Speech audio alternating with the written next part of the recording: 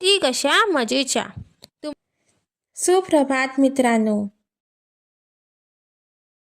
आजच्या भागात आम्ही बघणार आहोत रामायण कोणी लिहिले त्यातलाच एक किस्सा म्हणजे वाल्याचे झाले वाल्मिकी.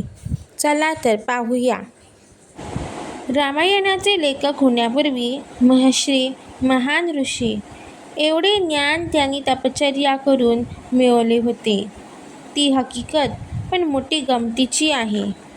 वाल्या कोळी मच्छीनुसार कुटुंबात जन्माला आला होता. या वाल्मिकी ऋषीचे मूळचे नाव वाल्या.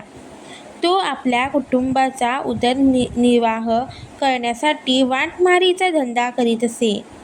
त्यावेळी प्रवासासाठी चांगले रस्ते नव्हते. रानावनातून प्रवास करावा लागत असे. वाटेत प्राण्यांची, दरोडेखोरांची फार भीती असल्यामुळे लोक बहुधा काळजीने प्रवास करीत असत. असाच एकदा रानातल्या आडवण्यात सकाळपासून वाल्या बसला होता. एकटा दुकटा प्रवासी पाहिला की सोडायचा नाही, ठार मारायचा आणि त्याच्याजवळ असलेली वस्तू, संपत्ती, दागिने घेऊन जायचा. असा त्याचा रोजचा धंदा होता. असं त्यांनी खूप जणांना मारून ठार केले होते. एकदा काय झाले माहिती आहे? एक दिवस त्याच रस्त्याने नारद मुनी एकटे चालले होते आणि ते वाल्याने पाहिले. वाल्याने नारद मुनींना थांबवले, पण त्या शांत आणि संयमी मुनींना पाहून तो नारद मुनींना मारू शकला नाही. वाल्याने दरडावत म्हणाला, "ए बुवा, थांब. तुझ्याजवळ काय असेल ते आधी मला देऊन टाक, नाही तर प्राणाला मुकशील." अशा धमक्याने आमचा नारद मुनी कुठे घाबरतो? नारद मुनी शांतपणे म्हणाले, "अरे बाबा, माझ्याजवळ काही नाही. ज्या हव्या ते तू घे. पण बाबा, तू हे कशासाठी करतो ते तरी सांगशील का? असे केल्यामुळे तुला फार पाप लागत आहे." वाल्या कोळीने उत्तर दिले, "मी हे माझ्या कुटुंबाचे पालन पोषण करण्यासाठी करत आहे." नारदाने म्हटले, "ठीक आहे, पण तुला वाटतं तुझे कुटुंब तुझ्यासोबत पापाचा वाटा घ्यायला तयार आहे?"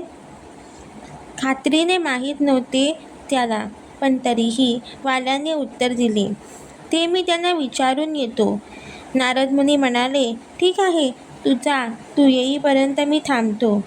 वाल्या आपल्या कुटुंबांना विचारायला घरी गेला. वाल्या आपल्या बायको मुलांना म्हणाला, "मी पैसा मिळवण्यासाठी याच्या वाईट गोष्टी करतो, त्यामुळे मला फार पाप लागले आहे. या पापाच्या भागाचा वाटा तुम्ही घ्याल ना?" पण त्याच्या मुलांनी आणि बायकोनी त्याच्यासोबत पापाचा वाटा घेण्यास नकार दिला. म्हणजे कोणीच तयार नव्हते. तो नारदाला येऊन म्हणाला, "महाराज, पापाचा वाटा घ्यायला कोणीच तयार नाहीत. भूतकाळातील चूक सुधारण्यासाठी आता मी काय करावं? काहीतरी मार्ग द्या महाराज." मग नारदाने वाल्याला उपदेश केला व राम नामाचा जप करावयास सांगितले. सुरुवातीला आपल्या पूर्वीच्या जीवनशैलीमुळे वाल्याला मंत्राचा जप करणे खूप कठीण जाऊ लागले. हळूहळू सातत्याने मंत्राचा जप सुरू ठेवला. तो मंत्र त्या खोलवर बदलू लागला. हळूहळू त्याने विचार नकारात्मकतेकडून सकारात्मकतेकडे बदलू लागले. क्रोध आणि देवाच्या जागी करुणा आढळत्या गेली. हा बदल हळूपणे कायमस्वरूपी होता. वाल्याने कित्येक वर्षे रामनामाचा जप केला.